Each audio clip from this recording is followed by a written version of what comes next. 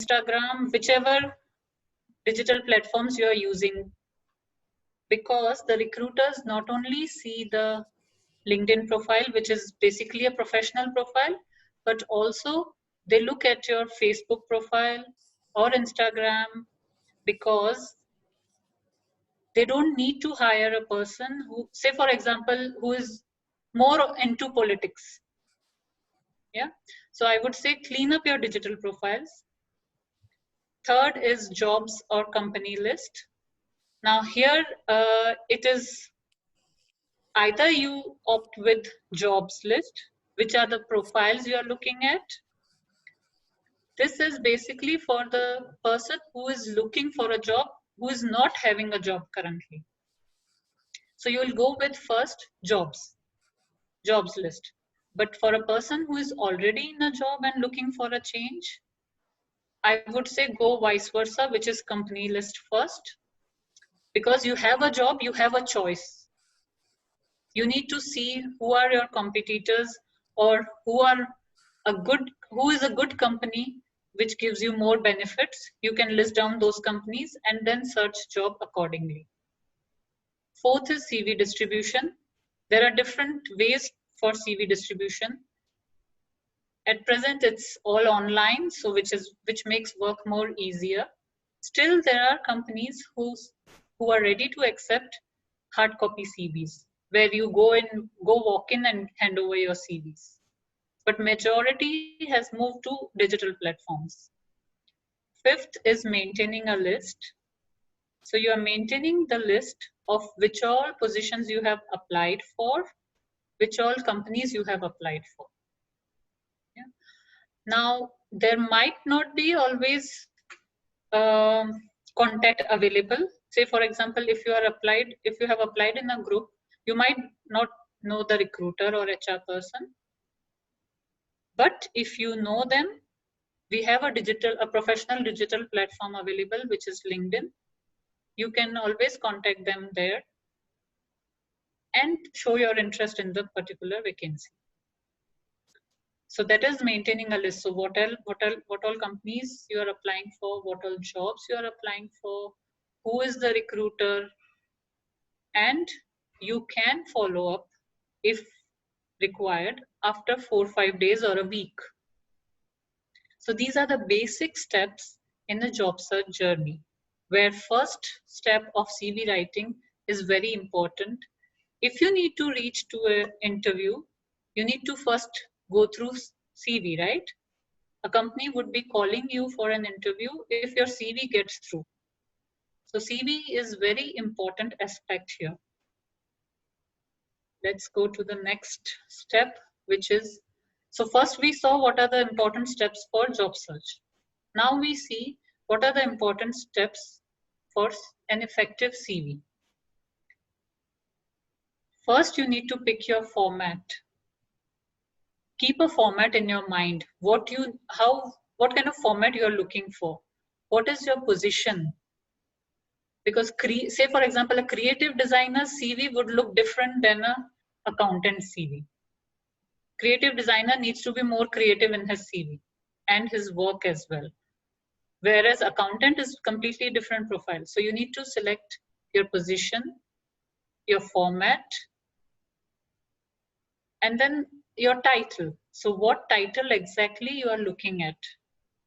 Say for example, I said accountant.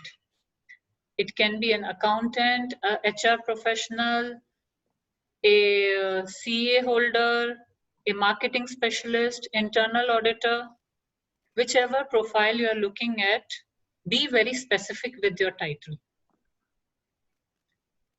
Yeah. Gather keywords. Now, each position has certain basic accountabilities with its role. This world is digital world, so we have more options to look at.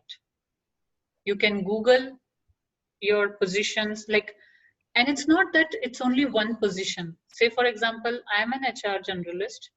Not every company calls me HR generalist. Some give it a title of HR business partner. Other one will give it as assistant HR manager. So it all depends on a company. You can Google this as well. What are these positions called in various industries? And it differs industry wise as well. So gather those keywords for title as well and for CV as well. Professional picture. Don't put any picture. You just click a picture and put in your CV. No. First of all, picture is very optional. It's not mandatory unless and until the job description asks for it. Because there are certain positions where photo is mandatory, like receptionist or salespeople, which are not back office but front office. So some companies insist on photographs, then please add. But if not asked, in my view, don't put your picture.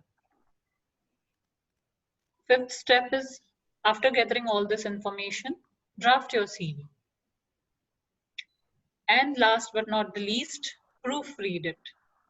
Not only from yourself, but you can ask someone else to proofread it. Sometimes we don't see the mistakes because we read what we want to read. It's always a good option to get it proofread by someone else. Yeah. Am I going very fast? Is everyone on the pace? Getting on the pace? You're perfect. You're doing perfect. Yeah, it's Thank you, Jason. perfectly good, Sushma. Sushma, just could you please elaborate more on the proofread? I just couldn't get that very clearly. Proofread, if possible. Yes, sure, Priyanka. So proofread in the sense, first of all, you can proofread it in a system. If you're typing your CV in a Word format, we have a spell check, right? Grammar. So there are certain times grammatical mistakes. There are sometimes spelling errors. There are certain things which we feel we have written it correctly. But if you ask your CV to be read by someone else, I'm not saying it needs to be an HR person. Anyone, your colleagues, your friends, your family member, ask them to proofread, like, so that they will understand while reading, is it giving the clear picture what you are exactly?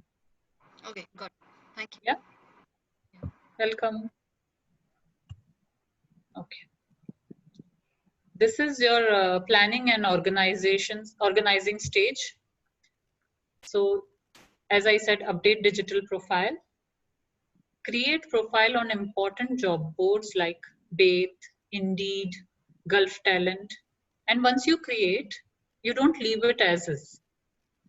Please keep following up. Please keep logging in, because as a recruiter, we can see when did you log in last in your profile. So if you have logged in a month ago, I'm not going to call you, right? Because you're not interested. You have not checked your profile since a month. That means you don't need a job. And keep updating that. There are companies who only communicate through job boards. They don't send email, they don't call, they just reply you on the job board that we have this position, are you interested? Now, if you don't check your job board, you lose that opportunity. Yeah. So again, this is list of jobs and list of companies, as I said earlier. Connect with recruiters or job posters as per the list. Make a list that will allow you to see when you have applied and when you need to follow up. Don't just leave it. Job search is in itself a full-time job. It's not that you sit on it for an hour and you're done. No, it's a full-time job, like how you work in your normal job from 8 to 5. And apart from Ramadan timing, I would say best timing is like from between 10 to 4. If you apply, the rate of response will be higher rather than applying at night, because recruiter is working during office hours, right? And follow up. There's no harm in following up. If you are already in touch with the recruiter, there's no harm in following up. So I'm talking about, for example, on LinkedIn, if you're applying for a job, if you have contacted the recruiter, you can follow up after 5 days or 7 days, asking what is an like we had a conversation on this. Do you have any update? Yeah. Now the main word ATS.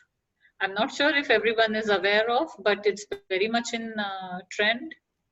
ATS means applicant tracking system. So ATS is the software that is used by recruiters, employers, and across different platforms. Yeah, it's even LinkedIn uses ATS. So there are several companies using this. It is a software that allows recruiters to sort the CVs. Now, for each application, there are several thousands of CVs sometimes received. For a human being, it's not possible to go through all the CVs. Yeah? So ATS is a software that helps them to sort the CVs. They can give different options. Because when you're applying for a vacancy, you might see different options. Like, say for example, if the job description says Arabic and English speaker, so you might get a question like, do you speak Arabic? So if you say no, ATS will put your CV out. They will not filter it. You will be filtered out, not filtered in. So ATS helps in various ways. I just gave an example of Arabic. It can be on some skills, some keywords, profession, anything what recruiter wants to sort, ATS will do it for them. Yeah, on LinkedIn you can see that in your profile. Say for example, there is an opening if you're looking for a marketing specialist. So there is an opening called marketing coordinator. You can see on LinkedIn how much is where you stand. So say for example, your profile matches 80%. So LinkedIn will tell you that your profile is matching with this job description as 80%. That means the job description has keywords, probably the education, probably the experience, whatever recruiter has given the criteria, your profile fits as 80%. Now it's your responsibility to go and read the job description correctly, update the keywords, and you may make it to 95, 100%. It's all in your hand. So the basic idea is reading the job description. Don't read it once, don't read it twice, read it 5 times. And I know it's tiresome job to update CV each time for each job application, but rather do that than not getting a call back. So if you're applying blindly to 50 applications in a day and not getting a call, is same as editing the CV, applying for 10 applications and getting 2 calls, right? I think I have given enough on ATS. Let's move on. So why ATS? Why do we need to have ATS compliant CV? As you see here, an average, a job post receives 250 applicants. This is minimum I'm talking about. It goes in thousands. And from those 250 applicants, only 4 or 6 people will be contacted for an interview. An average. Yeah, not everyone will be called. Yeah. And 95% of the organizations use ATS because the competition is tough. So if you are not implementing all these elements in your CV is somewhere in the corner and not getting recognized. Though you may have all the requirements as mentioned in the job description. But if you are not showing it in your CV, you won't go through. And this result says big companies receive 50 to 75,000 resumes each week. So as a human, it's not possible for a human being to see all those resumes. That's why they use ATS. Because ATS will sort the CVs, 75% of resumes are not even seen by the recruiters. They are somewhere at the bottom. They don't reach to the recruiters. Yeah. Now, Hi, Sushma. yes, Shrija. Just on the ATS part. So for Yes. example, if we are registered on a particular job board, let's say BATE or something, it will be one copy of a CV that's going to be there, right? How do we cater to different styles of position or whatever might be there? Yes. No, see, each job you apply for, that job, particular job will have the CV which you have uploaded on. Yes. So if you have amended the CV for each job, each job will have a separate CV. But if you are using a blank format for all, like not blank in the sense, same format for all the applications, you don't amend it, then same resume stays for each and every application. Okay, got you. So the CV that we hold and not necessarily the profile that is uploaded per job board. Yes, yes. Thank you. Okay, now what is ATS compliant format? What is different? I have a question. Yes, please. Yeah, Sushma Kandarp here. Yes, Kandar. On the ATS side, there are two questions. Okay. Am I audible? Is the Yes, voice yes. echoing? Yeah. Yes. The first question is, say, suppose in one organization, large organization, if there are two profiles suiting, if there are two vacancies which I fit in both the profiles. Yes. Now, if I change my CV according to two profiles, wouldn't that catch attention of the person who is recruiting or say the HR, the point of contact? Number one.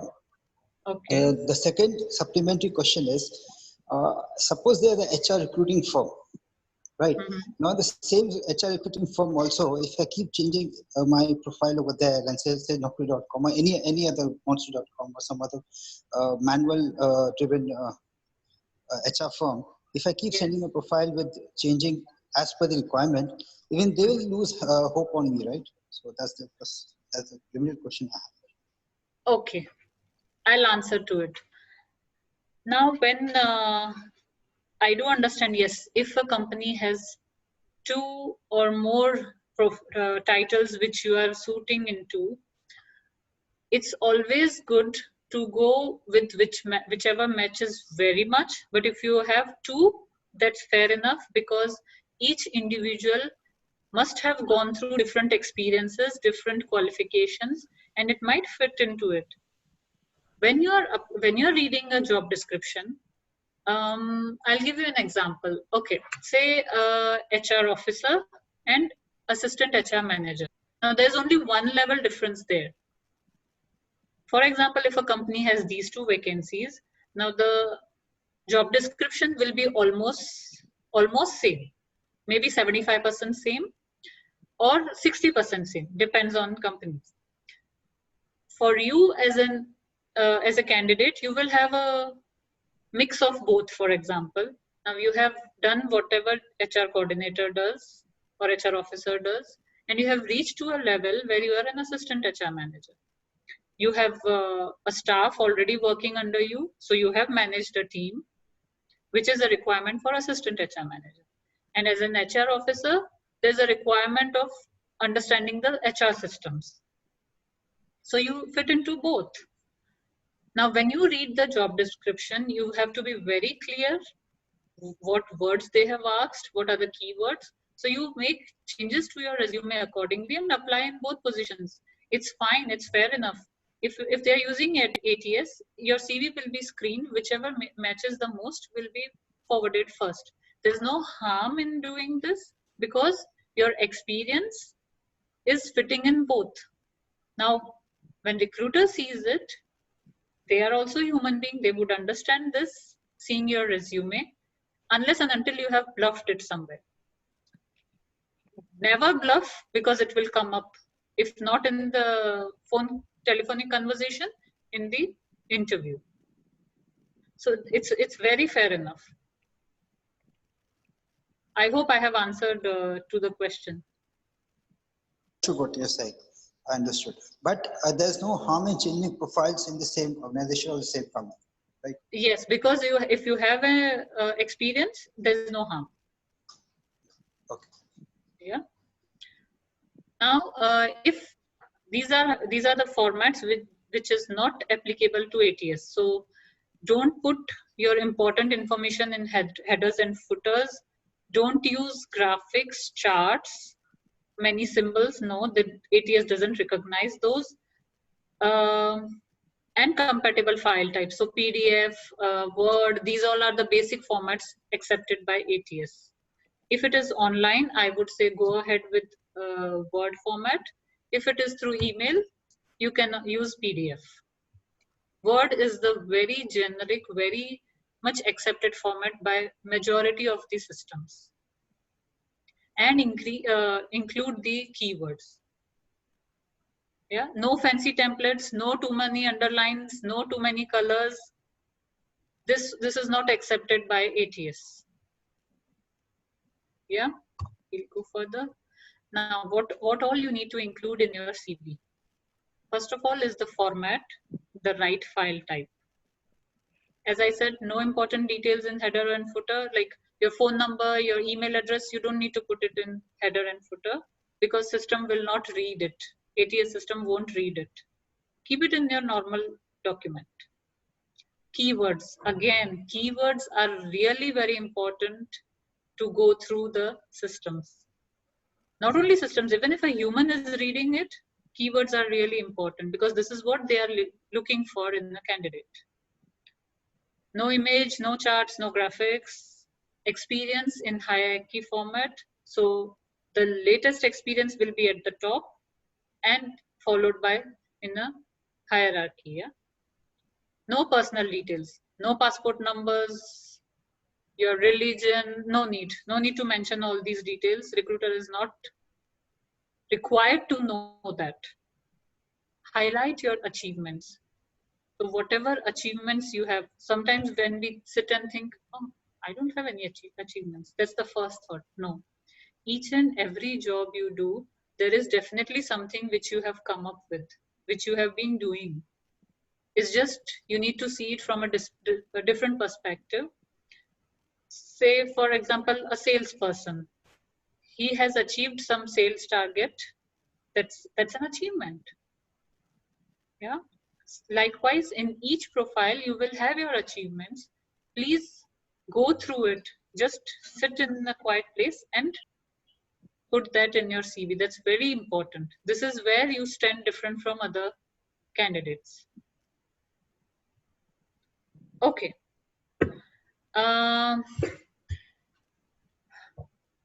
Any questions on the points to be included in the CV or not? You may ask me, or any other question apart from this. I'm done with my presentation. Now, yeah. Sushma, sorry. Yes, please. Sushma, one question. See, yes. I suppose I belong to an industry, right? And they're asking somewhat similar, but my recent experience, means last 2-3 years experience is not per to that what they require us, right? Now I know what they're asking for. So I mentioned that I am from this industry currently, but should I also write what they are looking for, what I have done? I just need, you hope what I'm getting here, what I'm asking. Yes. So basically your question is if there is a gap of the experience they have asked for, but though you have done it, right? Yeah, this is plus. So suppose they're asking in how we term in HR wordings. They suppose they're asking a specialist work which I did 3-4 years back. Plus I did some other work apart from HR, say recruitment. I also did training, but of late I did training. So I write more about training. So I have seen in my CVs getting rejected just because I wrote more about training and less what they have been asking, which I did 5 years back or 7 years back. Because that's the recent thing which I've done. So can you explain how to balance that, or what should be done to grab that position, or how to optimize that chances? Yes. Thank you. I would say see, when you're drafting a CV, you're not supposed to write the experience per job. I would say keep your achievements separate. So you highlight whatever achievements you have achieved, not only in one job profile, but across your career. So that gives a highlight of whatever profiles you, whatever achievements you have done, whether it is in sales or whether it is as a sales manager. Now, after that highlighting your achievements, you are writing your career, your profiles, like what all profiles you have been through in your career journey. So with the latest at the top, yeah. So you're highlighting just the position, the company, and the duration. You're not writing your roles within that. After finishing your, say you have worked in your career journey in 4 companies, just mention the title, company name, and duration. After that, you go to your role, the experience. So experience is generic, it's not role based, it's not company based. You are mentioning it in general profile.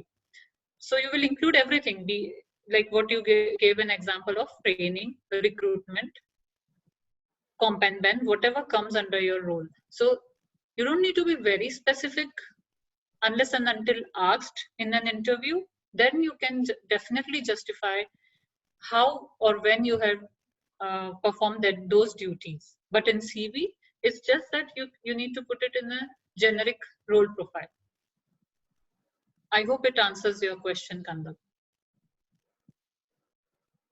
Yeah, and it's not that see, when you are in a role, yeah, if it is not 10 years or beyond, it's fine. Anyways, in a CV, you should not write the role profiles which are beyond 10 to 15 years. No? You can mention which companies you have worked for, but no need to mention in very detail what were your roles 15 years back. Even recruiter is not interested in knowing unless and until it is very, very important, some project which you have achieved. Yes, that's fine. But otherwise, like, arranging files, making photocopies, this all is of no importance. I have one more question, just since you have mentioned. How long should the CV be? 1 page, 2 page, 3 page? I mean, some people say make it 1 page. And yeah, so if you can fit 1 page is fair enough. If not, 2 is max. 2 is the right length of the CV. If not in 1, because one is good for the freshers. They don't have much to write, so 1 goes well with them. But 2 is perfect. Now 3, it goes to 3 for some people like project managers or IT professionals, where they really have a huge info to put in, where 2 pages doesn't fit at all. Then they might go to the 3rd page. Otherwise, put it in 2 pages. Give a room for a recruiter to call and ask you, like they should be eager to call you back. Don't put everything, but yes, put your highlights so that they call you. Important info should be there on the CV so that you get a call. Sushma, I have one doubt to ask. Is Yes, it good to involve, or we can say write down our the financial aspect of what we have done? Like, for example, how much we spend for a department, or how much we save for a department. If you are, for example, if you're a procurement executive, we have done this $300,000 of investments. We have been a procurement team formation, something like that. So is it giving you upper hand to mention the financial aspects of this? You cannot mention the complete financial info, but yes, definitely you can mention, say for example, if you have saved a cost of 20% on procurement process or something, you can mention as 20% reduction in cost of procurement. You should not be mentioning exact number or any information which is what you call it, very particular to a department or to an organization, where you don't breach the contract of confidentiality. Yeah, but it's always good to include the percentage. So if you have increase the sales, just put increase the sales by 35% or reduce the cost by 20%. Yes, definitely. That's the percentage, the number adds a value. Don't put the confidential information. That's it. Thank you, Sushma. I think everybody is fine with the conversation today. And anybody has to add anything, you can ask now, because our time is going to end right now for the first day. Sushma has, I think, a lot of things to discuss more. These are just the basics. Anybody else want to ask anything? You can go ahead. The floor is open. Yes. Jason, you can share our WhatsApp group detail as well in case if anyone needs to join our group or ask any questions. Yeah, I will send the link in the message. No problem. Yes, in the comment box now. I will also be sharing this presentation in the group. So please join the WhatsApp group so that you can get the info what I have shared today. And you can definitely come back and ask anything you want. Anyone else? Any doubts? Anything? I think everybody is happy with what we have discussed today. Okay. Okay, no problem. Let's end this conversation. We'll be updating you with the next one soon. Thank you all for joining in. Thanks Thank again you for joining in again. Thanks, Jason. Thank you so much, Thanks. Sushma. Thanks, Thank Sushma. you. Thank you so much. Bye. Bye.